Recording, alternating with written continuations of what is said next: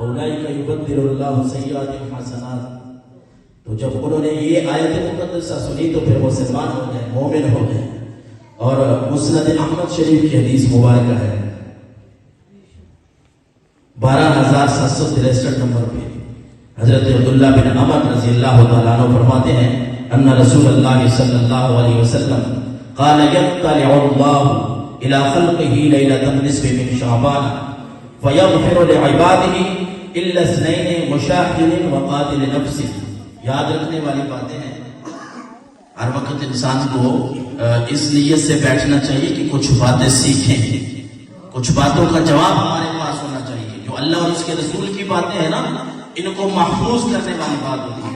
اور یہ بھی ہے کہ اپنی طرف سے بھی کوئی بات نہ کیا کرے. حدیث رسول جس طرح آج کل یہ کہیں دن آ رہے ہیں یا یہ آج کا جو دن تھا, پھر ایک دوسرے سے ہم بات کرتے ہیں نا تو باتوں میں کہہ دیتے ہیں یہ اللہ کے نبی نے فرمایا.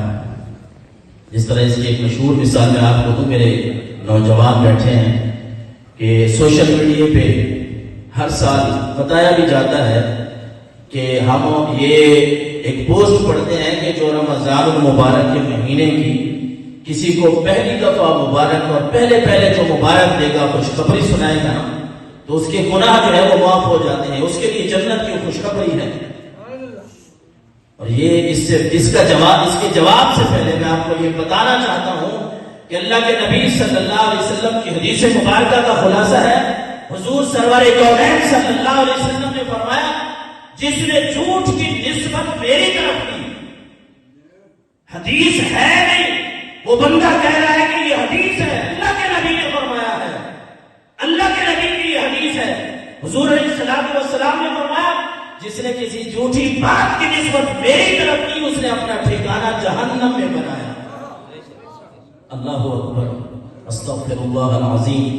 اور یہ جو پوسٹ ہم پڑھتے ہیں اور اس کو ہم آگے شیئر کر دیتے ہیں, ایسی کوئی حدیث مبارکہ نہیں ہے. ان باتوں سے گریز کیا کرے. اگر آپ کو تصدیق ہے, تحقیق ہے کسی بات کی, کوئی آیت کا ترجمہ ہے, کوئی حدیث ہے ترجمہ ہے, اس کے نیچے کوئی اس کا ریفرنس لکھا ہوا ہے اور آپ کو معلوم ہے یا کسی سے پوچھ لیں, لیکن اللہ کے نبی کے ساتھ کوئی جھوٹی بات منسوب نہ کریں. ایسی کوئی حدیث مبارکہ نہیں ہے کہ جو رمضان المبارک کی پہلے کسی کو مبارک دے گا یا خوشخبری سنائے گا اس کے لیے جنت پکی ہے. ایسی کوئی بات نہیں ہے.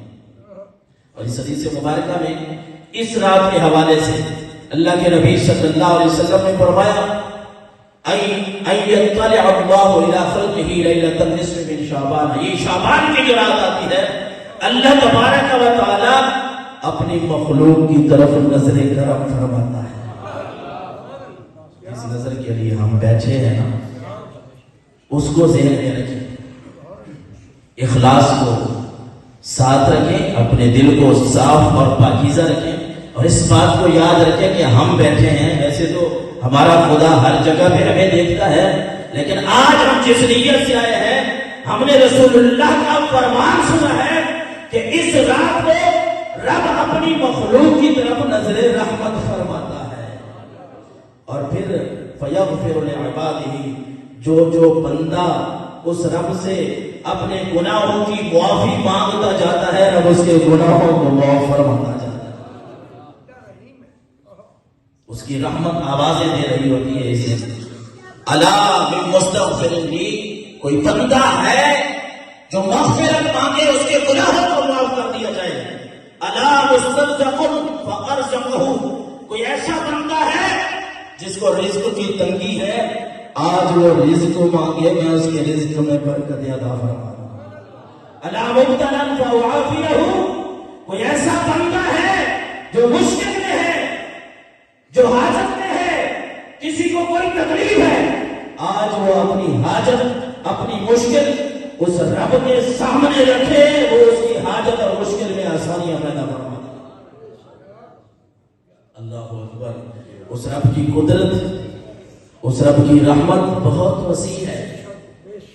ہم یہ نہیں کہتے کہ اس ایک رات بیٹھنے سے کوئی ہم جنتی بن جائیں گے, اور دوسرے لوگ ہم پہ پھر اعتراض کرتے ہیں نا کہ بھئی یہ بیٹھے ہیں جی کہ بس ایک رات بیٹھ کے کہتے ہیں کہ ہم جنتی ہو گئے. نہیں, ہم کہتے ہیں فرائض جو اللہ نے چیزیں فرض کی ہیں ہمارے اوپر, ان کے اوپر عمل کرنا ضروری ہے, لیکن یہ ایک اس کی رحمت کو ڈھونڈنے کا ایک بہانہ ہے، ایک ذریعہ ہے۔